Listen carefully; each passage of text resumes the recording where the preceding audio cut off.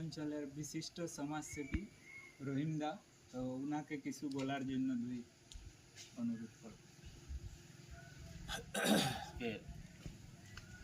ভারতবর্ষের ৭৮তম স্বাধীনতা দিবস উপলক্ষে উপস্থিত অঞ্চলের সম্মানিত ব্যক্তিত্ব এবং এই হসপিটালের ম্যানেজমেন্ট কমিটির চেয়ারম্যান জনাব খেলার খান সাহেব, উপস্থিত আমাদের অঞ্চলের সুনামধন্য এক ডক্টর পান্ডে সাহেব, উপস্থিত অঞ্চলের এই হসপিটালের বিভিন্ন স্তরের পদাধিকারীবৃন্দ, এই অঞ্চলের সম্মানিত ব্যক্তিবর্গ, আমরা আজকে ৭৮তম স্বাধীনতা দিবস উপলক্ষে এখানে ব্রেকফাস্টিং প্রোগ্রামে উপস্থিত হতে পেরে নিজেকে বড় গর্বিত মনে করছি।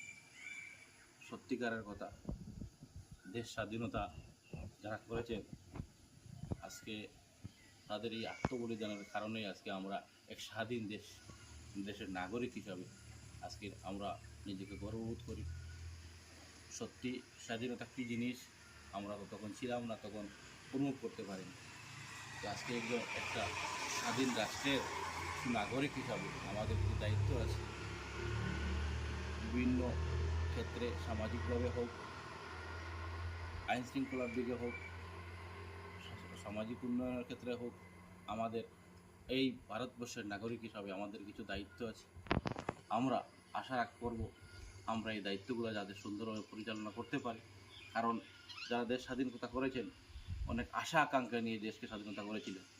তো আজকে যদি আমরা ভারতবর্ষের নাগরিক হিসাবে এই ওনাদের আশা আকাঙ্ক্ষাগুলো পূরণ করতে পারি, তো ওনারাও আজকে আমাদের মধ্যে নেই, ওনাদের আত্মায় শান্তি পাবে।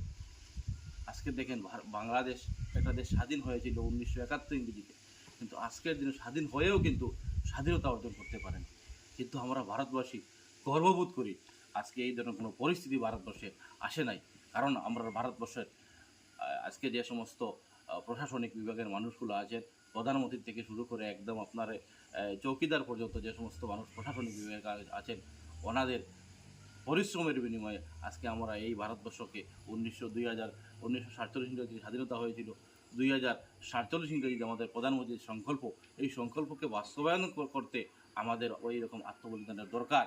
আমি মনে করব আমাদের এই অঞ্চলের যে সমস্ত মানুষ আছেন, যে সমস্ত জনগণ আছেন, এই হসপিটালকেও আমরা এক সুন্দর হসপিটাল হিসাবে গড়ার যারা পরিকল্পনা আমাদের কমিটির চেয়ারম্যান এবং ডক্টর নিয়েছেন, আমরা ওইটাকে বাস্তবায়ন করতে আমাদের সহযোগিতার দরকার। আর বিশেষ করে আজকের দিন থেকে 10-15 বছর আগে এই হসপিটালে কিন্তু এরকম পরিবেশ ছিল না। ডক্টর পান্ডে সাহেব আসার পরে এই পরিবেশটা সৃষ্টি, আজকে এই পরিবেশে এসেছে। আমি আপনাদের কাছে এই অঞ্চলের যে সমস্ত নাগরিকবৃন্দ আছেন, আপনারা দেখেন দায়িত্ব এইটাকে একদম সুচারুরূপে রাখার। ওদিকে সবাইকে আবারও এই হসপিটালের আজকের দিনের এই শুভ উপলক্ষে সবাইকে অশেষ ধন্যবাদ জানিয়ে আমার বক্তব্য শেষ করলাম। ধন্যবাদ।